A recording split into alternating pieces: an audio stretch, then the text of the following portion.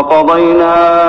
إلى بني إسرائيل في الكتاب لتفسدن في الأرض مرتين ولتعلن علوا كبيرا فإذا جاء وعد أولاهما بعثنا عليكم عبادا لنا أولي بأس شديد فجاسوا خلال الديار وكان وعدا مفعولا ثم رددنا لكم الكرة عليهم وأمددناكم بأموال وبنين وجعلناكم أكثر نفيرا إن أحسنتم أحسنتم لأنفسكم وإن أسأتم فلها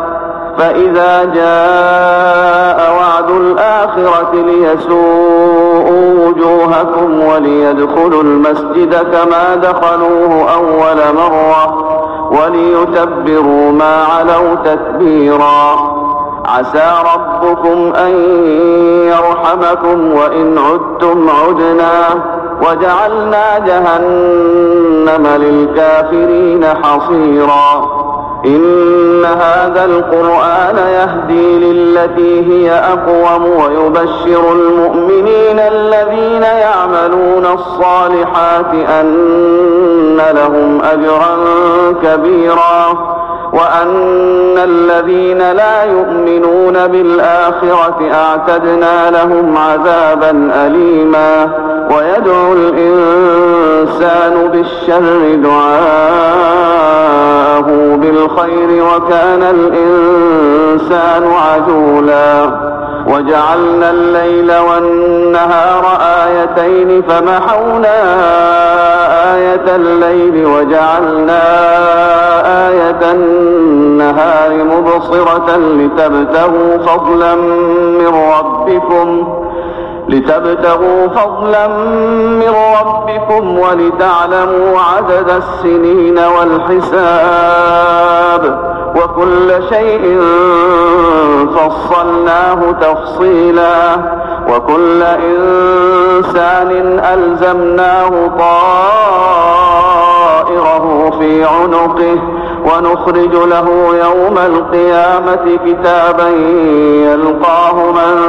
منشورا اقرأ كتابك كفى بنفسك اليوم عليك حسيبا من اهتدى فإنما يهتدي لنفسه ومن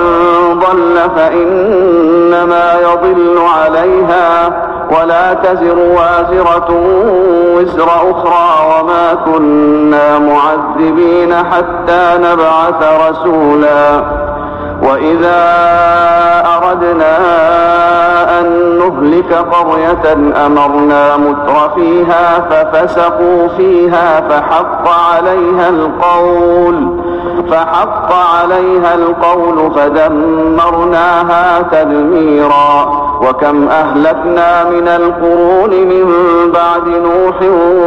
وكفى بربك بذنوب عباده خبيرا بصيرا من كان يريد العاجلة عجلنا له فيها ما نشاء لمن نريد ثم جعلنا له جهنم يصلاها مذموما مدحورا ومن أراد الآخرة وسعى لها سعيها وهو مؤمن فأولئك كان سعيهم مشكورا كلا نمد هؤلاء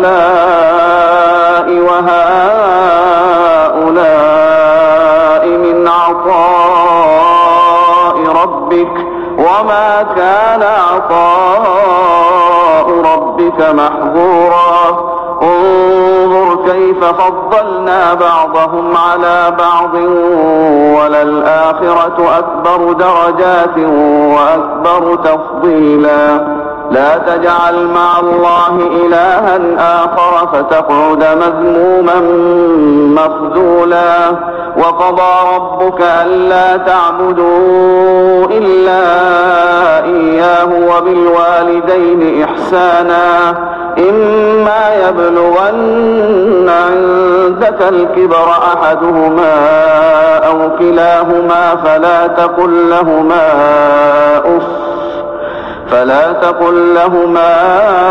أف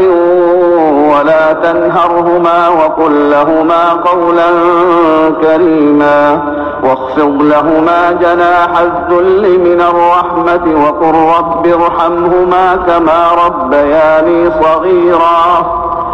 ربكم أعلم بما في نفوسكم إن تكونوا صالحين فإنه كان للأوابين غفورا وآت ذا القربى حقه والمسكين وابن السبيل ولا تبذر تبذيرا